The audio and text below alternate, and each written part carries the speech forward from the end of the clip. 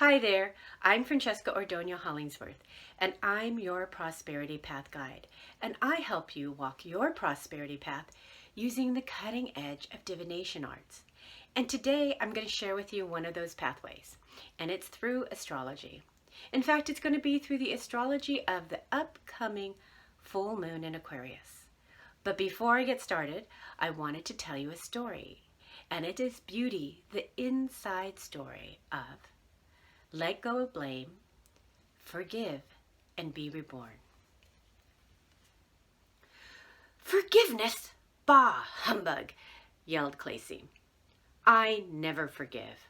When I get hurt, I react and hurt back.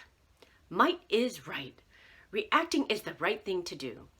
That's what they do on TV. TV doesn't lie. Really? asked Boyce. Well, yeah, right? Questioned Clacy. Clacy, I love that you want to be right, that you have such a passion. You jump out and want to fix life by reacting. But reaction from the lack of forgiveness will never bring you fertile fruit. How can it? It is grown from the energy of fear. Clacy, right now, at this moment in time, you are just a frightened, impatient child with a low threshold for tolerance, and that doesn't want to accept change. Would you like help with understanding? Are you ready to let go of blame, forgive, and be reborn? Great. Close your eyes and take a deep cleansing breath. And imagine with your breath you are collecting all of your stress, starting from the base of your spine and taking your breath all the way to the top of your head, down to the tips of your fingers, to the base of your spine, and letting it go. Do it another time, taking a deep cleansing breath up the back, to the top of the head, down to the tips of the fingers, to the base of your spine, and letting go your stress. Take one more deep cleansing breath the same way, and when you're ready, go ahead and open your eyes, and we'll begin.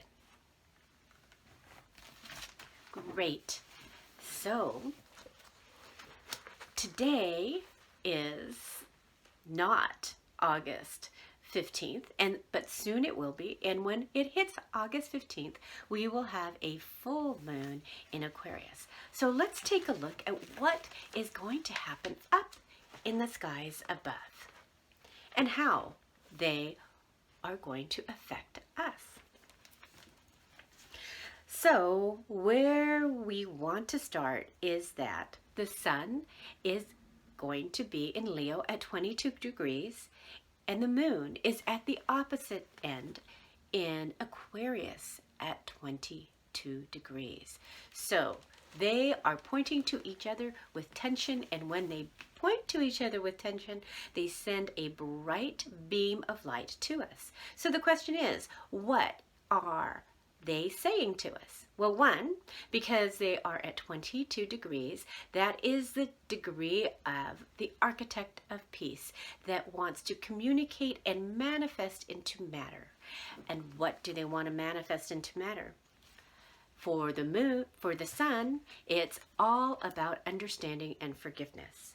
Now, the last lunation, yes, understanding and forgiveness was there, but that was from the position of Mars, which was to take action.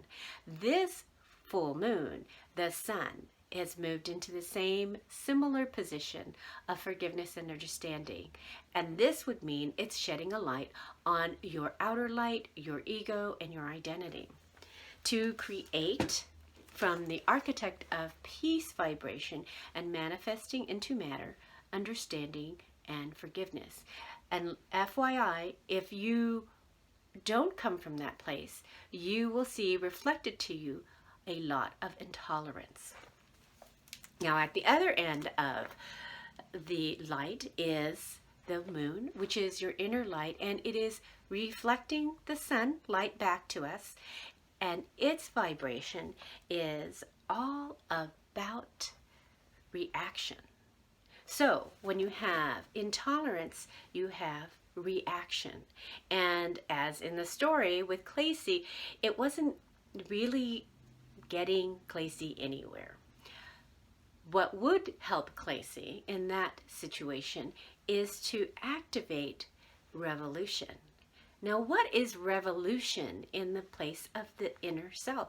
Revolution is about change, about changing yourself and observing the changes that are happening outside of you and bringing understanding to the changes and understanding what it is showing you that needs to be forgiven.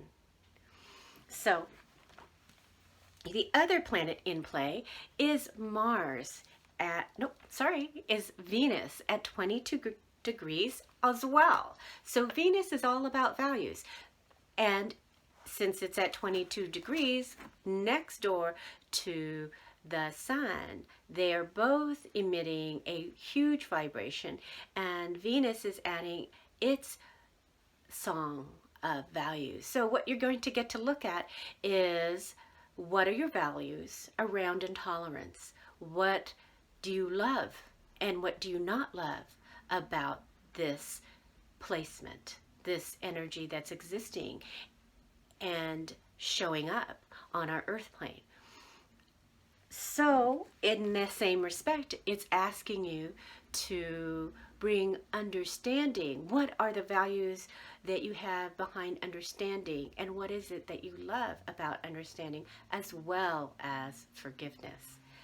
Now, next door to Venus is Mars at 28 degrees in Leo. Now, Mars has moved from its last position and is now asking you to step out from a place of confidence. Why do I say that? Because it's at 28 degrees. And in numerology, 28 shows up as a 10, and if it's in a 10, it's also a 1. So basically, the energy of Mars is rooted in the place of confidence and creative thought, asking you to take action, and the action it is asking is to commit wholeheartedly, not from having a half-hearted commitment. So if you want to be able to be in alignment with the celestial frequencies above, it would be to look at what is on your table currently and see if you are looking at it from a place of half-heartedness or commitment. So if, say, you have an idea to do something and you go, okay, I'm gonna try. I'm kind of, or is it going to be, I am going to try. I am really, and when you say I am going to try and you put that energy behind it, you can hear the commitment. But if I'm going to be, oh, I'm going to try, well, that's half-hearted. And if Mars is asking you to take action from a place of commitment, if you take it from a place of half-heartedness, it's not going to fly very well for you. And as in the story, it won't bear fertile fruit. So let's take a look and see who else is really activating or playing all the planets play a huge part in this, but I don't want to go through all of them. I just want to highlight a few of them. And the next one I want to highlight is Jupiter, because Jupiter is like Mr. Benevolent, expansive, fun-loving planet. And it is expanding the energy. It's pointing nicely to the sun and moon, and so consequently it is pointing nicely to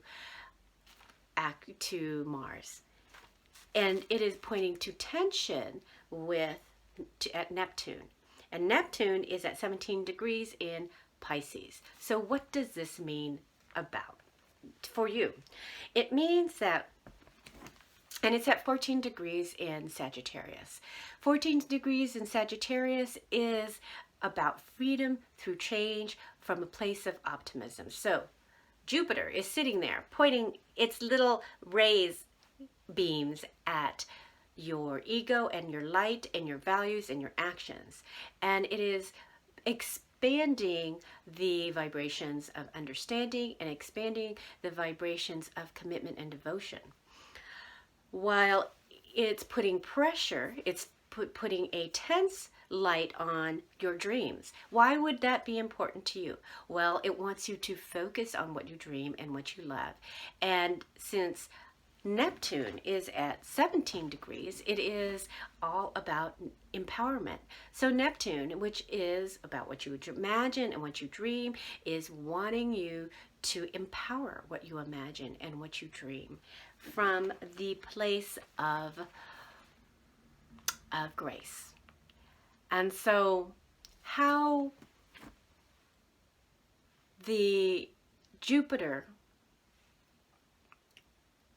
will be asking you, by putting tension on this energy of grace and graciousness, what it's saying to you is be grace and gracious about what's showing up, and choose to come through the vibration of understanding versus the vibration of intolerance, and take action that is going to commit you to moving towards your dreams and what you love, but from the place of graciousness, from that place of grace. If you don't, what will show up is this vibration of dishonor, because what will happen is that you will be in this place of dishonoring what you dream and what you love. So with this moon, full moon, bright light, really focused on revolution, really focused, because that is where the moon is. It's all about change and being reborn into your change, into what will work for you. And the way to stay out of like the not so fun place is to not come from that place of reaction. And if you watch TV or you watch movies a lot, you will see that expression of reacting. I do this, I must do that. I do this, I must do that. And in reality, in reality we do see that a lot, but in order to help you move through this full moon with grace, is to come from that place of understanding, activate actions of commitment, and bring to your dreams and what you love and what you imagine the gift of grace. So that is it for this full. Oh, I forgot to give you my 3 tips. So my 3 tips for manifesting with the power of the moon is 1, to let go of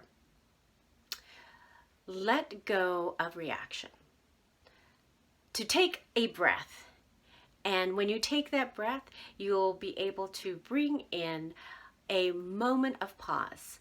And when you bring in a moment of pause, you are not a victim of reaction. The second tip I have for you today is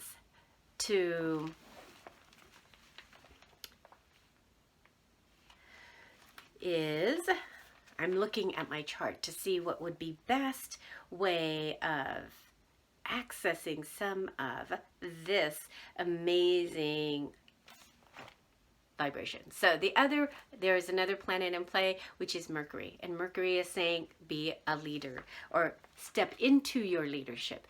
So that's my second tip, is from the mental mind, go ahead and step into your leadership. meaning that you want to step into leadership from the place of humility. And this could be leadership of your own life. Doesn't mean that you have to lead people, but you do have to lead yourself. And how you lead yourself is not to be a victim of that mind chatter that goes on in the back of the head. So if you hear yourself going on and on in the back, you get the Jupiter will help you lead your mind to the leadership of you. And the third tip is to be reborn. And how you can be reborn is to accept change. Life is always changing. Life cannot be stopped. And when you embrace that, you will be able to be reborn into you were reborn into the current energy that is happening now. Because every moment of the day, your cells are always changing and always moving. So you are in a constant state of rebirth. So that is my third tip for you to help you manifest with the power of the moon. What I wanted to let you know is on August 11th, I'm doing my last and final Abundance Astro-Numerology webinar. And this is a really big webinar. It is about the stellium, the 2020 stellium. And it is a preview into 2020. So if you can, I would so encourage you to sign up for that webinar. I know it's a little late, but it is definitely going to be a wonderful preview and insight into what we're having for 2020. And FYI, I will be doing Prosperity Path 2020. It's coming soon. This is when I do the forecast for the whole year, and I let you know what big energy is coming down the pathway and when to go into your rest periods. So just FYI, that's coming down soon. You want to be aware of it so that you can jump on when I send out the early registration, okay? So if you want to sign up for my website, my webinar on August 11th, and it is at 6 p.m. If you can't make it live, you always get the recording. You can find it on my website at www.innerbeautyhealing.us, and you can find it under the tab of Events and Prosperity Path, and it would be under the One Seminar tab. Okay? And if you can't find it, you can always email me at Francesca@innerbeautyhealing.us and ask for the direct link. Okay, bye for now until next lunation.